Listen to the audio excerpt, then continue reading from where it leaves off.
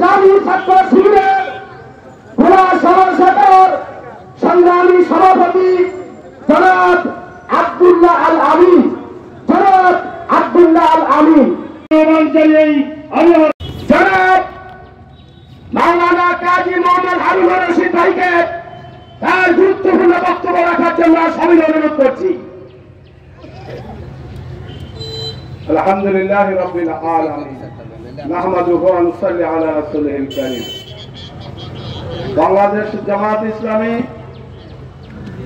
কেন্দ্র ঘোষিত কর্মসূচি সারা দেশের মহানগরী এবং জেলা সমূহে ঘোষিত কর্মসূচির অংশ হিসাবে ভোলা জেলা জামাত ইসলামীর আজকের বিক্ষোভ সমাবেশ ও মিছিল অনুষ্ঠিত হচ্ছে। এই মিছিলে সমাবেশের সংগ্রামী সভাপতি বাংলাদেশ জামাত ইসলামীর সম্মানিত জেলা আমির, কেন্দ্রীয় মজলিস শুরার সম্মানিত সদস্য, প্রবীণ রাজনীতিবিদ জনাব মোহাম্মদ জাকির হোসেন, উপস্থিত আছেন জামাত ইসলামীর সম্মানিত নায়েব আমির, বিশিষ্ট শিক্ষাবিদ, আগামী দিনে ভোলা এক আসনের জামাত ইসলামীর প্রস্তাবিত প্রার্থী জনাব অধ্যক্ষ নজরুল ইসলাম, সম্মানিত জেলা নেতৃবৃন্দ, উপজেলা সমূহের নেতৃবৃন্দ, ছাত্র শিবিরের একটি মিছিল আসতেছে, মিছিলকে আমরা স্বাগত জানাই। নারায়ে তাকবীর, জামাত ইসলামী বাংলাদেশ জিন্দাবাদ, জিন্দাবাদ, জিন্দাবাদ, জিন্দাবাদ, জামাত ইসলামী বাংলাদেশ। সম্মানিত সাংবাদিক বন্ধুগণ, আইন শৃঙ্খলা বাহিনীর সম্মানিত সদস্যবৃন্দ, সম্মানিত ভোলাবাসী, আসসালামু আলাইকুম।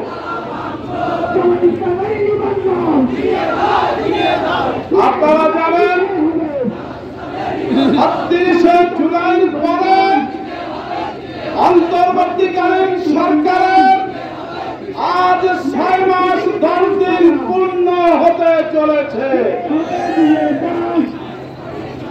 এই ৬ মাস ১০ দিনের মধ্যে আমরা আশা করেছিলাম বাংলাদেশ একটি বৈষম্যহীন বাংলাদেশে রূপান্তরিত হবে। আমরা মনে করেছি সকল ক্ষেত্রে বৈষম্য প্রতিষ্ঠিত হবে। ৫ই আগস্টের পরে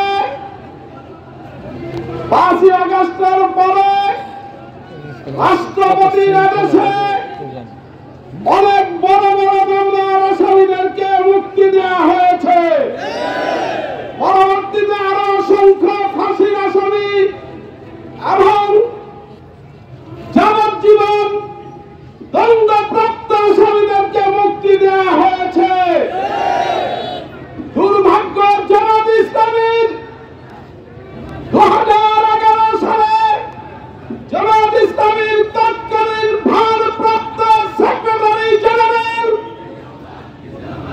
জনাব আজহারুল ইসলামকে একটি মিথ্যা ভুয়া প্রতারণামূলক মামলায় গ্রেপ্তার করেছে অন্যায়ভাবে। জনাব আজহারুল ইসলাম সাহেবকে গ্রেপ্তার করে একের পর এক রিমান্ডে নিয়ে তার উপরে বারবার নির্যাতন চালিয়ে তাকে অসুস্থ করে ফেলেছে। আপনারা যারা তৎকালীন বিচার কোণের দিকে লক্ষ্য করেছেন, দেখেছেন একজন অসুস্থ লোককে কিভাবে দণ্ডাবেড়ি পরিয়ে বারবার কোঠের বারিন্দায় এনেছে। একে বলে মানবতা। আজকে সদর উপজেলা আমিরের নেতৃত্বে আরেকটি মিছিল এগিয়ে আসছে। আমরা জেলা সংগঠনের পক্ষ থেকে এই মিছিলকে স্বাগত জানাচ্ছি। নারায়ে তাকবীর, বাংলাদেশ বাংলাদেশ জিন্দাবাদ, জিন্দাবাদ, বাংলাদেশ জামাত ইসলামী জিন্দাবাদ, জিন্দাবাদ। সম্মানিত ভোলাবাসী,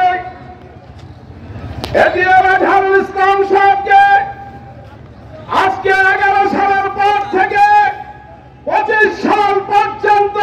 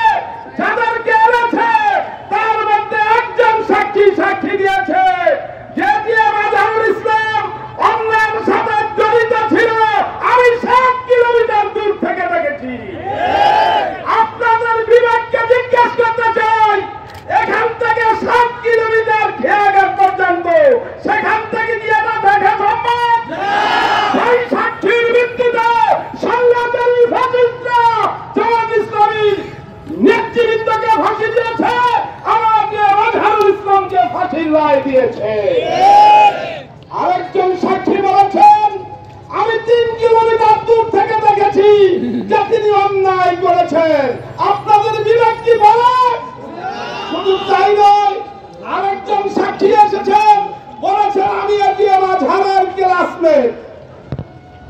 কোর্টে যে কাগজপত্র দাখিল করেছে সেই কাগজপত্রে দেখা গেছে এটিএম আজহারুল ইসলাম সাহেব 1968 সালে কারমাইকেল কলেজ থেকে বিদায় নিয়েছেন। আর ওই বুড়ো সাক্ষী 1970 সালে কারমাইকেল কলেজে ভর্তি হয়ে বলছে আমি আজহারুল ইসলামের ক্লাসমেট। এইরকম বুড়ো সাক্ষীদের মাধ্যমে যুদ্ধাপরাধ ট্রাইব্যুনাল করে আওয়ামী ফ্যাসিস্ট সরকার তাকে ফাঁসির রায় দিয়েছে। আমরা দায়িত্বহীন ভাষায় অন্তর্বর্তীকালীন সরকারকে বলতে চাই, যে যুদ্ধাপরাধের ভুয়া মামলা সারা বিশ্বব্যাপী প্রস্তাবিত বিতর্কিত, সেই মামলার রায়ে এখনো কেন আজহারুল ইসলাম জেলখানায় আছে তার জবাব প্রধান উপদেষ্টার কাছে আমরা চাই। অনতিবিলম্বে জামায়াত ইসলামীর সহকারী সেক্রেটারি জেনারেল, তৎকালীন ভারপ্রাপ্ত সেক্রেটারি জেনারেল, এক সময় ঢাকা বিশ্ববিদ্যালয়ের ইসলামী ছাত্র শিবিরের সংগ্রামী সভাপতি মজলুম জননেতা জনাব এটিএম আজহারুল ইসলামের মুক্তি ফেরার এই জমিন থেকে আমরা চাই। সম্মানিত ভালোবাসী, সর্বোপরি বলতে চাই, আজকে অন্তর্বর্তীকালীন সরকারের আইন উপদেষ্টা এই ব্যাপারে পদক্ষেপ নিচ্ছেন না। সাংবাদিক ইলিয়াস আপনাকে ভারতীয় রেলওয়ে বলছে, তাহলে কি সেটাই সঠিক? আওয়ামী লীগের স্বৈরাচারের ফ্যাসিস্ট, এটাই কি সঠিক? আপনি কি অন্তর্বর্তীকালীন সরকারের ভিতরে থেকে ভারতের পথে ডাকুনো, এটাই কি সঠিক? যদি তাই না হয়, আজকে দেশব্যাপী 64টা জেলা আমার একটা মহানগরীতে যে প্রতিবাদের বন্যা হয়েছে, এরপরে যদি আমাদেরকে প্রতিবাদ করতে হয়, আপনাদের সত্যতা উৎলগ্ন বন্ধ করে দেওয়া।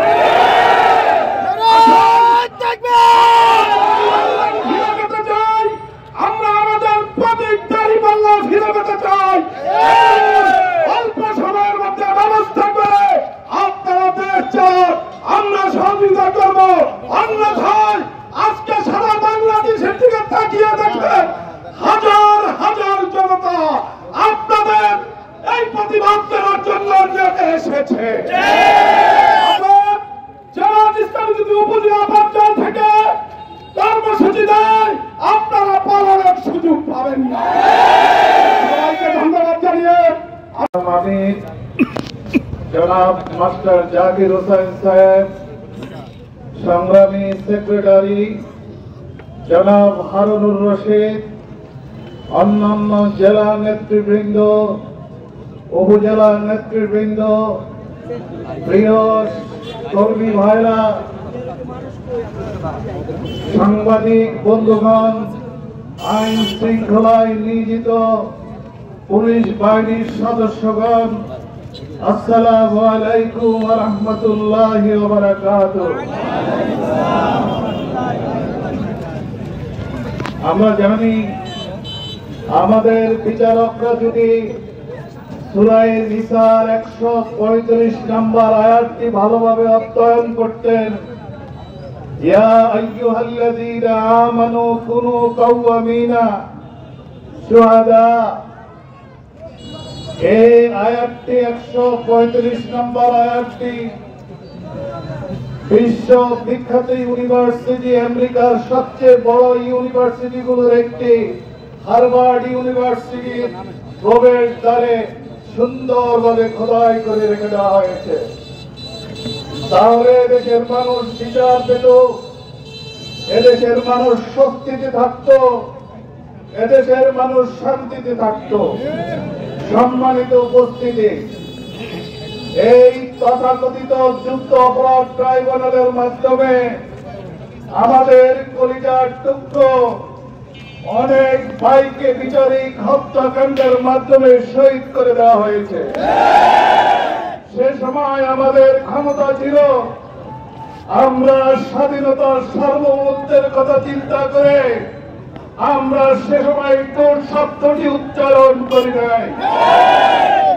যদি স্বাধীনতার সার্বভৌমত্বের পক্ষ না থাকত, তৎকালীন জালেম শাসক স্বৈরাচারী শাসক আওয়ামী লীগকে পাড়ায় কোনটা হিসাব আমরা বুঝিয়ে দিতাম। সেদিন সম্মানিত উপস্থিতি, সেদিন 18 সেপ্টেম্বর 2013 শুভজ্যোতি ঘোষ কলকাতার বিবিসির সাংবাদিক স্পষ্ট ভাষায় সেদিন বলেছেন 18 সেপ্টেম্বর 2013 যেদিন ভারত এই তথাকথিত এই ট্রাইব্যুনালকে পূর্ণভাবে সমর্থন করেছিল, সেদিনে আমার দেশের মানুষ বুঝে নিয়েছে কাদের ইঙ্গিতে, কাদের পরামর্শে, কাদের টাকায় এই ট্রাইব্যুনাল তৈরি হয়েছে।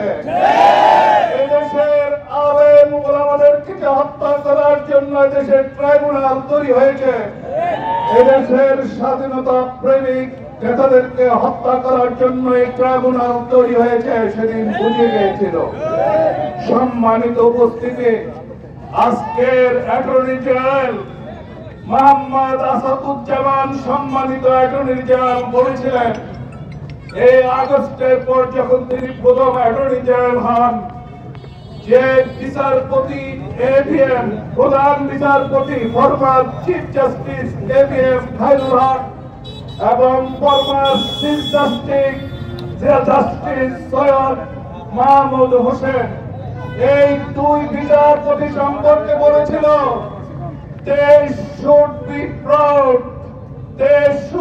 proud under punishment.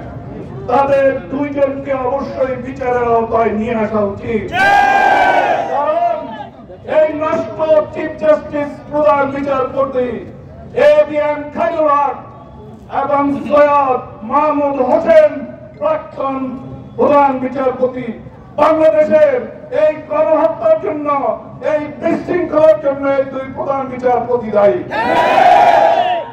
এই দুই প্রধান বিচারপতি আমাদের কলিজার টুকরো ভাইদেরকে বিচারে হত্যাকাণ্ড ঘটানোর কিছু ছিল।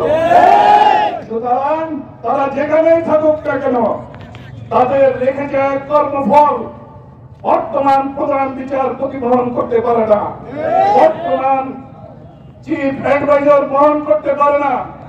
সুতরাং আমরা বলতে চাই সংক্ষেপে একটা কথা, প্রধান উপদেষ্টা, আপনি আমাদের আবেগ অনুভূতি নিয়ে খেলা করবেন না, কারণ ইসলামী ছাত্র শিবিরের আবেগ ও অনুভূতি জড়িত এর সাথে, জামাত ইসলামীর আবেগ ও অনুভূতি জড়িত এর সাথে। কারণ কি? কারণ হলো আপনি আমাদের যে ভাইদেরকে নিয়ে গেছেন, আল্লাহ নিয়ে গেছে সামনের দিকে, এইরকম সাহস করবেন না, দুঃসাহস করবেন না। মাজারুল ইসলাম সাহেব, যিনি ঢাকার বাংলাদেশের অক্সফোর্ড, ঢাকা ইউনিভার্সিটি বাংলাদেশ ইসলামী ছাত্র শিবিরের প্রথম ইউনিভার্সিটি ঢাকা বিশ্ববিদ্যালয়ের সভাপতি, প্রথম ঢাকা বিশ্ববিদ্যালয়ের সভাপতি, এটা ছাত্র শিবিরের আবেগ অনুভূতির সাথে জড়িত। ইসলামী ছাত্র শিবির, জামাত ইসলামী কখনো এটা সহ্য করবেন না। You should to release as soon as possible, as early as possible, our honorable leader, ATM Majarul Islam. আমার আলাইনা ইল্লাল বালাগ, আমার তৌফিক ইল্লা বিল্লাহ। হচ্ছে তারই অংশ হিসাবে আমরা ভোলা জেলার উদ্যোগে আজকের এই বিক্ষোভ সমাবেশ, এরপরেই রয়েছে আমাদের বিক্ষোভ মিছিল রয়েছে। ইনশাল্লাহ আমরা যেভাবে এখানে সমবেত হয়েছি, আমাদের আগামী কর্মসূচি, আমাদের মুজাহিদ কাদের মোল্লা ভাই, এমনি ভাবে আমাদের কামরুজ্জামান ভাই, মীর কাসেম আলী ভাই, তাদেরকে আমাদের বড় বড় আমাদের বিশ্ব নেতৃবৃন্দকে হত্যা করা হয়েছে। এদেশের গোটা তৌহিদি জনতার প্রাণ পুরুষ মাওলানা জালাল হোসেন সাঈদীকে সম্পূর্ণ অন্যায় ভাবে এই মিথ্যা মামলা ষড়যন্ত্র করে তাকে চিকিৎসা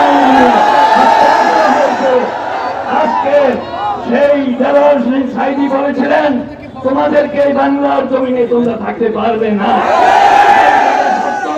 হয়েছে ওই জালিমের ঠিকানা হয়েছে আজকে ভারতের মাটিতে, বাংলার মাটিতে তার অস্তিত্ব নেই। ইনশাআল্লাহ ইসলামী আন্দোলন এগিয়ে যাবে। এদেশের তৌহিদি জনতা, গোটা জাতি, বর্ণ, ধর্ম নির্বিশেষে আমরা গোটা মানব জাতির কল্যাণ চাই। ইসলাম গোটা মানব জাতির প্রতি সত্য ন্যায়ের ইনসাফ কায়েম করতে চায়। আমরা সবাইকে উদাত্ত আহ্বান করব আমাদের এই দাবির সাথে একাত্ম হয়ে আপনারও আগামী দিনে আমাদের যে সমস্ত কর্মসূচি আসবে